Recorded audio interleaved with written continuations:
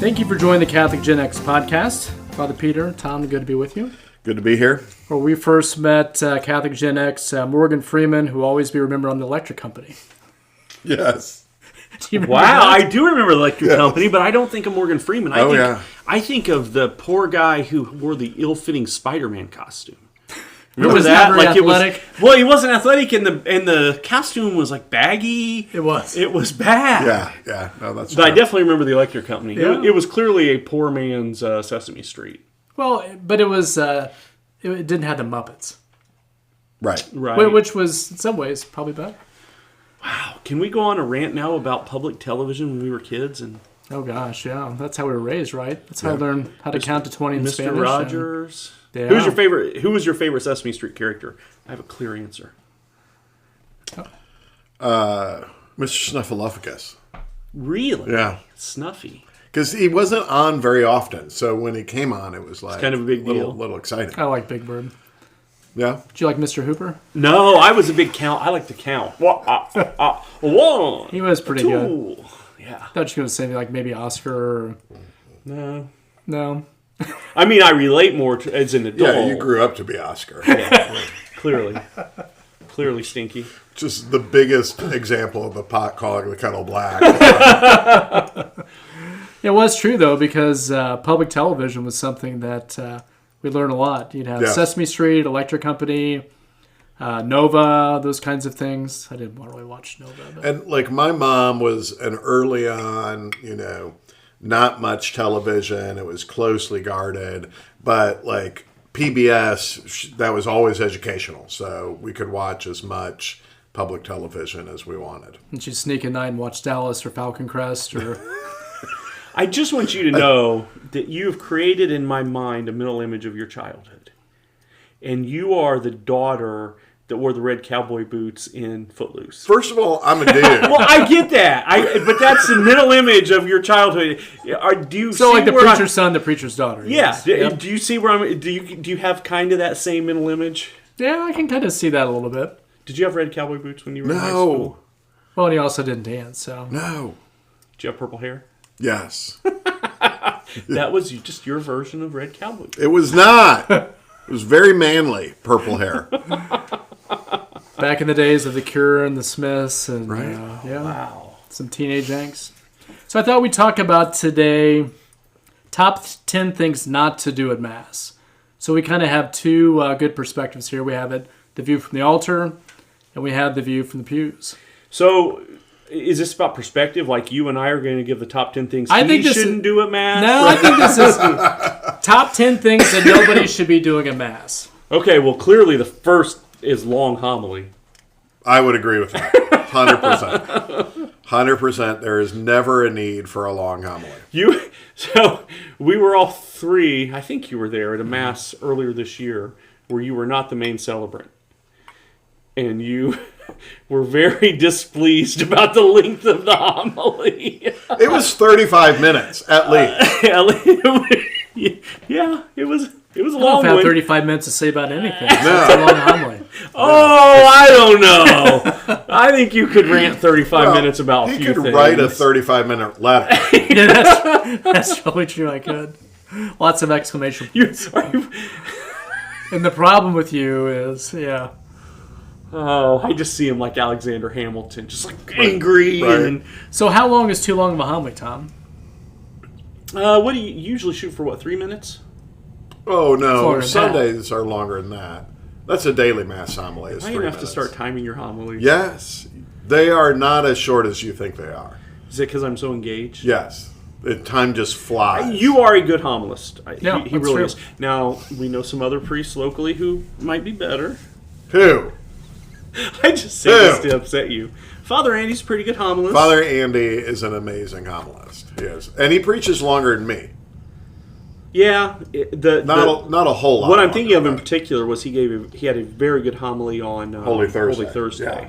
See, Father Peter has down this really nice thing of movement of where the first, second, and third act. So he walks to does. one side and he states the premise we was going to say. Then he kind of moves the middle. Then he moves to the left and he finishes the middle. Well, you missed an important part: the self-deprecation. That's probably my favorite part of your homily. I think some people like that because it makes it relatable in a different kind of way. I'll tell you, I almost never preach with a text, but I wish I did. I love preaching. I love writing out a homily and preaching with a text, but the people of God don't like it. We, at one time in our parish, we had an older priest who would write his homily, and honestly, his homilies were excellent. It was impossible to pay attention. If anything, I think my voice is more lively with a text in front of me because I'm not having to split my attention to remember what comes next. I don't know. I've never seen you do it. My first weekend at St. Jude, I preached from a text. Yeah, you did. I don't remember You that. had a little fire and brimstone there. I did. There's I a did. little, I was like, better get used Baptist to it, coming out, folks. and kept pounding on the I embo. was not pounding. what I and I've told you this, what I appreciate about your homilies is your intonation is so different from most Catholic priests. And we've talked, we maybe even talked about it on the podcast. And it's because of your upbringing, I'm sure. Like a little Baptist intonation. A little bit. Yeah, it's like the cadence in which you talk. It's not a bad thing. It's a good thing. So one of the things that I noticed that I think is a terrible idea is chewing gum at Mass. Oh, people will be chewing gum, coming forward, holding out their hands to receive the Eucharist. And I'm like, I don't know what to do because you should not. No, never chew gum at Mass. Can the servers, instead of patting, just have like a little spittoon that can take the gum out or something? Or? What about dipping the Eucharist in the... Lay people cannot do that. I've seen it. Yes. I'm not saying it's never happened, but... No, we 10 a.m. Mass. He knew what I was going to say. We have the cups Cut at me 10 off. a.m. Mass. Is that also, I think you've said this to me privately, of an Eastern Orthodox thing? Yeah, so the priest will, we call it intinction. The priest will intinct the body into the blood and then give it in a spoon in the East. Oh. Do they eat it right off the? Do they take it right off the spoon? And there are remnants from the 70s when we were like being, ecumenical and trying like a things. loaf of bread and kind of pass it. Well, no, but they have these big round gold tone trays, and I always call them chips and salsa platters because they have a cup in the middle where you would consecrate wine to be the body of Christ, and then hosts around it, and the priest would intinct and give it to you. That's like something you see at Chili's or something. Yes. You have Well, it's a nightmare to think about purifying that. Like, Yeah. how do you get the precious blood out without spilling it? And I was getting ready to ask you a question, but you just answered the question in my head. So I will. So, number 1, long homilies. Number 2, chewing gum at Mass. What's number 3? Leaving before the final blessing.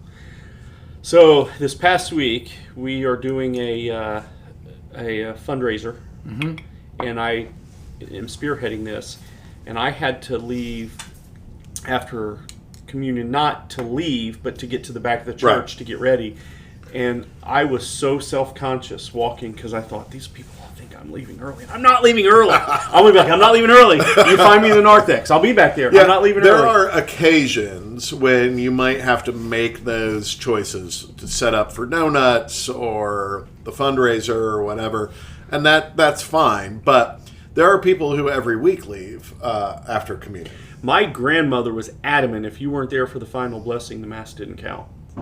I don't know that I would go that far. Are you saying my grandmother was I'm wrong? not. I'm just saying personally. since it's all relative. All right, what else you got? I would say don't bring your Starbucks to church. That's an easy one, yeah.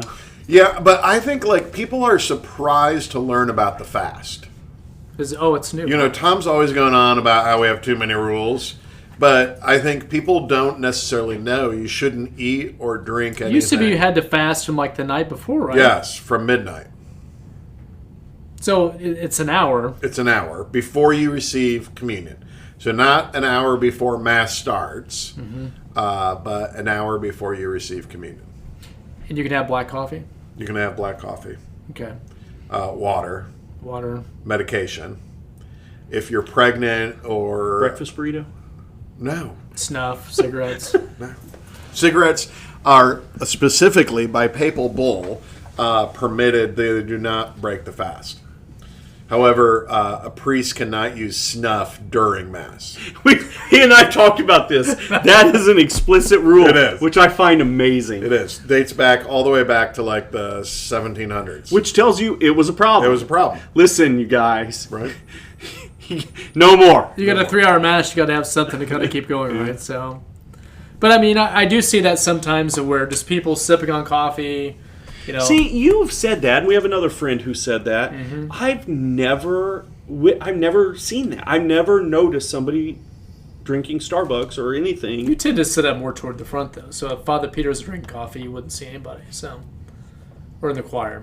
Do you see it regularly? Not regularly. I don't think it's as much as it used to be. Yeah. But I think there's still some that still goes on. So, so what is that for? Yeah. I've got some things that are just personal opinions, and I don't want to. They're like just me being judgy me, so Well, they're probably let's fine hear- for let's hear people to one. do. No, because I don't want to offend anybody. Well, I got a bull in the chamber. So, I would say Just one?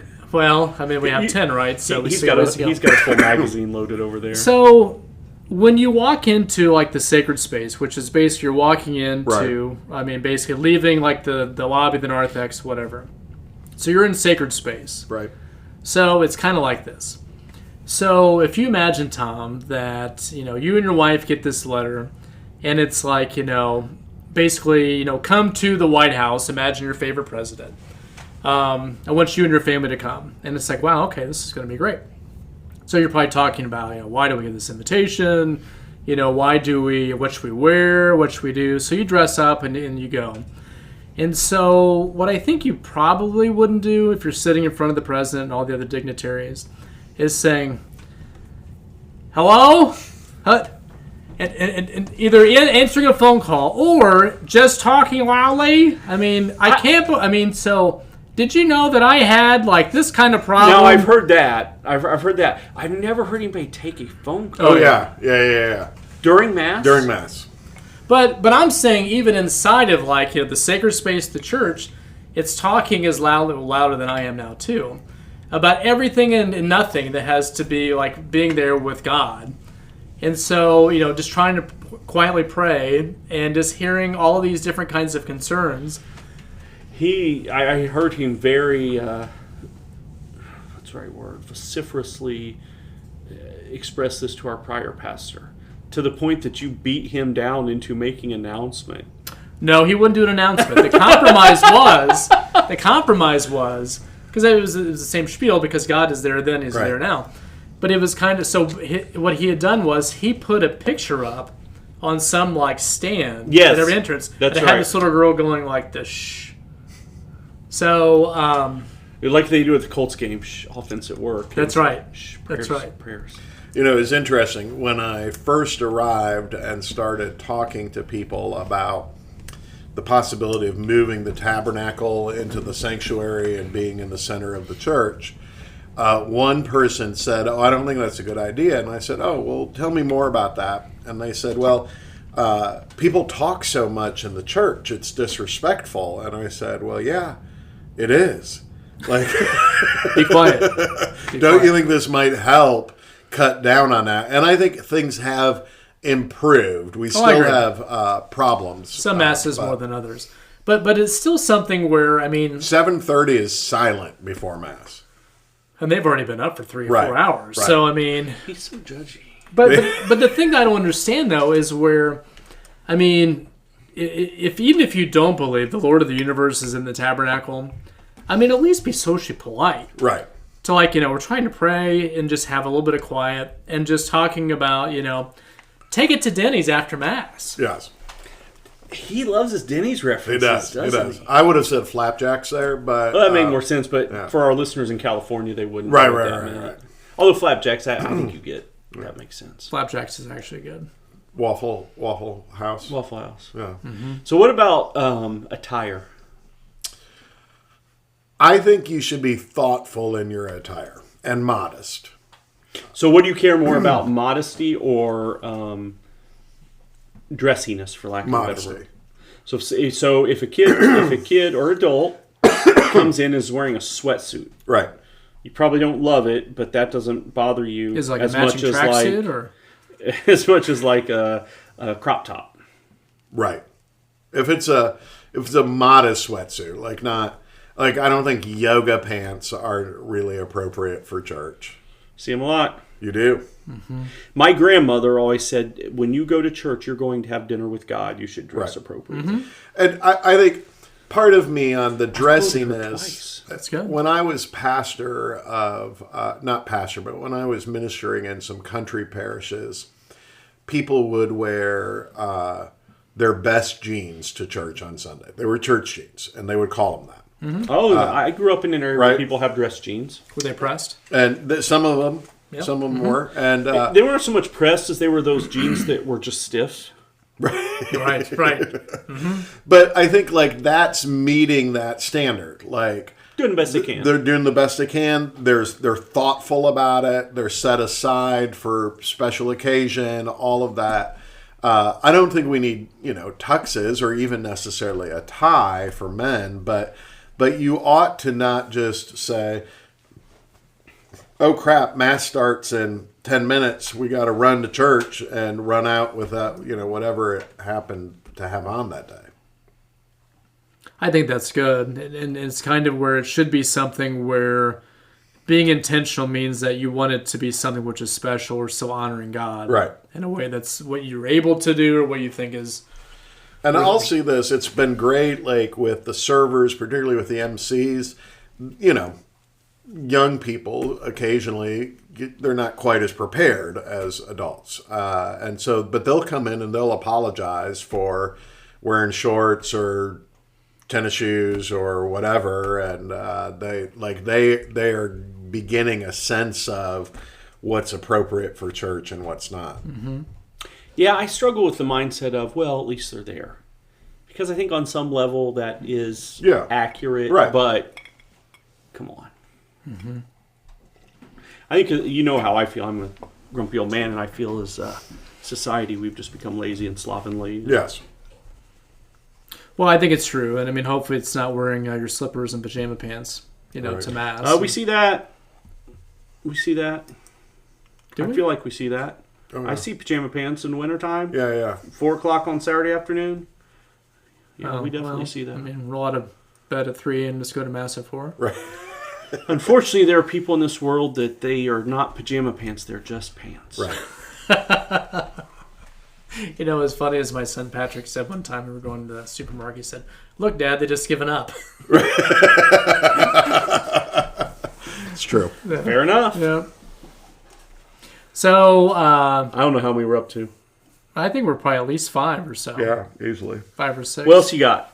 What else do you have? I told you mine are some. I know, I wanna shame you. No. Not. Well, when we're done recording, I'll tell you that some of them bother me. How about homilies that don't have any sense of plan, or kind of like just on the fly?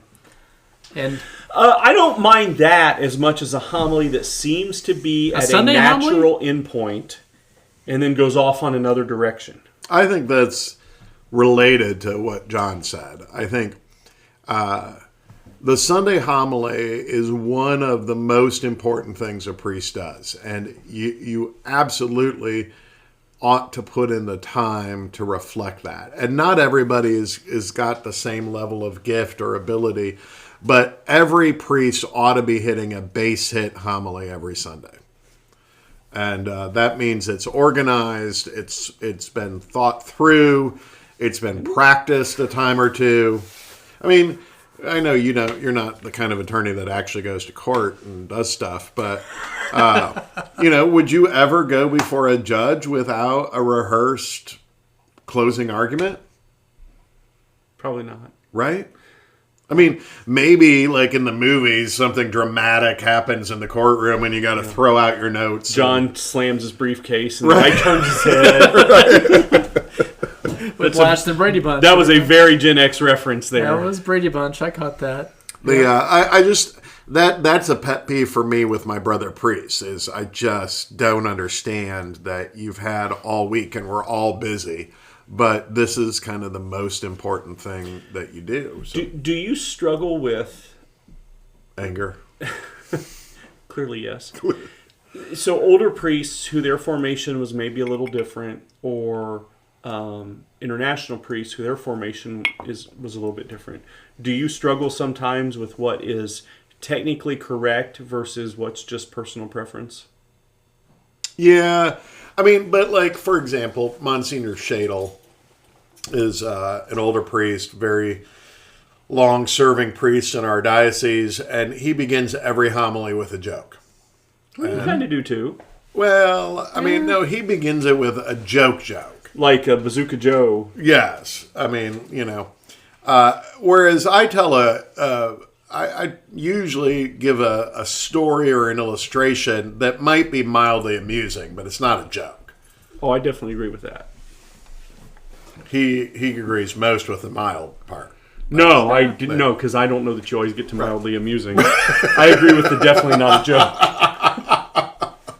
Wow, I feel a little attacked here. Oh, well, I'm still recovering from earlier. Yeah. I would say another one is walking in, like entering the church and just walking directly to the pew without genuflecting. Or if you can't genuflect. Yeah, well, about. it's that whole lack of awareness of where you are, right? Like they don't Like, know where they are? Yeah, like, So- I don't know what's different about a church than from Walmart. So he doesn't like people who don't know the rules. Well, that's fair. But it's Well- but if nobody like genuflected at all, I don't believe that. I think that they see something, they choose not to do it. See, I think I think a lot of them just don't even know. Like, and you know, the tabernacle was not in view at our church for 20 years. Yeah. I think a lot of people don't know that when you enter into the presence of the Eucharist, you genuflect if you're able, and if not, you bow from the waist. And I think then other people maybe know that they ought to do that, but they're just in a hurry, or they're just unaware of why we do that. And it's not a rule in that it's not like, I don't think it's a sin to not do it necessarily, but it is definitely showing that you are unaware that Christ, the King of the universe, is right in front of you. It's a lack of reverence. Yeah. I know another one you have. Yeah. You don't like the hands in the air. No. Like at the Our Father? Or, Well, I mean, so Just in general. you can answer this, Father Peter. And with your spirit. Well, I mean, because you know and I don't. So I've been told before that, and I don't know the word, maybe you can help me. So like when the priest is praying and raises his hands, he's Right. basically praying on behalf of the people. Yes. So when the people are praying on behalf of the people, is that what they're actually doing with the posture then? No, they're just aping the priest. So like monkey see, monkey do. Aping. That's a word. It is a word. It's a slightly judgy word. You know, we might say mimicking, but no. We're going to say aping. Well, I mean, I think it is. So, and Pope Francis has spoken about this, right? Like that it is that making lay people more like clerics is itself a form of clericalism. And it fails to recognize the particular gifts and callings of the laity. And so for the laity to be kind of mindlessly imitating the gestures and postures of the priest is not really what's called for in that moment. You should be content in your own call to holiness and not trying to say, well, if the priest extends his hands at the Lord be with you, then we should extend our hands at and with your spirit, right? I mean, is that how you pray time you're walking around, raising your hands everywhere? Mm-hmm. Yeah, well, I mean, that's why I asked. With the dirty face and a matted beard. And, That's right, yeah. We call that the orans, the prayer position. And What about this with the... that's not a thing. No, For our listeners at home, Tom is just raising his bar No, like he's got a dumbbell. like when we're holding hands, which you've taught us is not a thing, Right. For the Our Father. Like, for and thine then- is the kingdom, the Yeah. power. Yeah, that's something that Sister Mary Axtegrind made up in 1986. That's not a thing. So I don't remember that when I was a kid. I don't either. That's unique to our. Although I say it's unique to our parish. I've seen it. I I've seen didn't in learn other it until I places. joined our parish, Oh, but it's- I've seen it lots of places. Right. Like traveling a little bit in the U.S., I don't see it at every parish. I see it more in the Midwest. Oh, interesting. I don't know That's why that probably is. true, yeah. It's that Midwest hospitality. Yeah. Well, I mean, so does that mean like holding hands during our Father's okay? No, it's weird. I mean, holding hands with strangers and praying. That's Well, but what All if it's kinds of just weird. What if it's just within your family unit? I mean, if that's what you want to do, like, because you hold hands when you pray for dinner. We don't. Like, I don't think that the most people who are praying with their families aren't holding hands.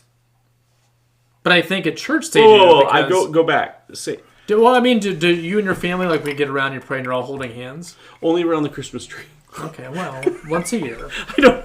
can you even fit around a Christmas tree? Yeah, I don't know why I thought that was amusing. I apologize. We can edit that out. Well, I mean, so that's the thing I just wonder. I'm not sure that people really know why they're doing it. I think it's just they see other Right. people do it and they do it. Because I I remember thought that it was started- like a sign of You solidarity. haven't seen this for a while, but back in the day, priests would hold hands with the servers at the Our yes. Father. Yeah, Gross. yeah. Gross. No need for me to be holding hands with children. So when you look out and you see me holding my wife and my son's It's hands, cute. It's cute. It makes my heart you're warm. such a liar. Such a liar. Let's stop being negative. Let's talk about good things. So, Well, hold on. I got at least one more bad thing. Can I squeeze in one more? just one. Now, I participate in this, but I don't necessarily like actually guide this. Is bad church music. So, do you want to talk about some good things? No, I mean, I think bad church music is a scourge, and that it is a major reason people list for joining other denominations is the music in Catholic churches. Yeah, but saying bad church music is so subjective. I would say, though, lyrically, some of it is bad because if the whole point of being a mass is to worship God, some of like the lyrics of certain hymns really just talk about human beings. Right. I mean, there's no mention of God. And some That's of them bad. are just nonsense. Like, will you lick the leper clean if I but call your why name? don't you ever sing? Because I'm terrible at Can you it. do Danny Boy? No. But like that Matt Mayer, Lord, I Need You. Like I think I find like that. I like that during Mass. I know you hate it No, I wouldn't because it was say written it. after 1642. I wouldn't say I'm. To me, it's rhythmic in a lot of ways, and it's at least oriented toward God, which I mean I think is good. And lyrically, there's a lot of good in that. It's a little sappy. It's a little charismatic, Right. I think, in some ways. Or the song that I tell every music director that is absolutely forbidden is Change Our Hearts This Time. Really, Yeah. I don't mind that No, one. the theology is ridiculous. It's God's fault that we didn't convert the last time. And the tune is straight out of Ethel Merman's greatest hits. So this is how I hear it in my head all the time. Ethel Merman's a deep cut. Change our hearts this time. Your Wow. word says it can be. Change He our sounds like minds this time. Your new love sets us free. He's We are he the won't people. stop. You're like a bad lounge singer. This is amazing. Wow. But that could be a mass, right? I That didn't could know be you something you could be hear. a lounge singer. Yeah. I got skills, Tom. This was like a Saturday Night Live skit just now. I wish they could have seen that. We could start doing that was video. We amazing. could start doing video. No, let's not do that. Okay, so you wanted to start talking about something No, positive. I mean there's some good things too. Like we had a mass a few weeks ago. You were the celebrant. We talked about this afterwards. There was this little boy directly behind me I'd never seen before in my life. He was maybe 3 years old. He knew every response. Yeah. And That's he outstanding. was exuberant in his responses. And I thought that was, Yeah, I mean, I some love people that. would have been irritated by it, but I just thought it was kind of cool that this No. tiny little kid knew That's the outstanding. responses. Yeah. Well, that's a kid that's getting some good faith formation, likely from his parents or family or somebody, which is excellent. So, is there any other good things No, you that's want the to only say? good thing I have. I just, that I thought. I thought you had like a whole litany. You talk about Litany. right? Right. Litany. That's a thing that belongs in Mass. I think most Catholics appreciate a good litany. You are the only person I've ever met who has asked me for more litanies. And talk about an SNL skit. Like, you're like more cowbell all the time with the damn litanies. I enjoy a litany. Yes. It is a uniquely Catholic thing. It is. It is. How do you feel about the litany? I do like a good litany. I don't know if I like it every Mass, though. I have not asked for. I'm not asking Yes, for it no. every Mass. And I will ensure that it is sung at your funeral. How about we do baby steps? Let's just make sure we do it on All Saints Day. I mean, that would be a good start. You went to the wrong Mass. There were extenuating circumstances. Trick or treating is not an extenuating circumstance. The music director wanted the night off. Well, I'm not See? sure that we have 10, but maybe our listeners can contact or Right. email or whatever kind of Leave a page we have. comment. Does anybody have one they're thinking of? Because I honestly don't. I've got some personal preferences. I mean, I don't go through Mass finding fault with other people, so that's not Yeah. that's not the kind of priest of so love I'll that I say am. I hate it when people are overly showy receiving the Eucharist. Oh, What does that mean? what does that mean though? Oh, there's all kinds of gestures. The very they're just Like a double pump, and then you extend no. your There's hand, lots or- of you know what I'm talking. But you Some- don't mind like receiving on the tongue or kneeling to receive I or kind of do. Oh, you just cut me. Yeah, I kind of do. your son is working up the nerve to I know he is. begin receiving. I know he is. We've talked about how he wants to engage in a crusade. So. So he wants to receive on the tongue? No, he hasn't said that I'm aware of. I think so. Maybe. I don't know. Yeah. Or kneeling. Yeah, that's it's just the holding up the whole line so you can kneel. It's not like you're like trying to go to the vending machine or like you're at the no, Colts that's game. exactly and you need to... what it is, John. That's exactly what it is. No. If I think for most people those are sincere expressions of piety. And that's what I tell myself. Right. I try very hard. Just because you don't have any piety does not mean that other people are faking it. I have a little bit. Really?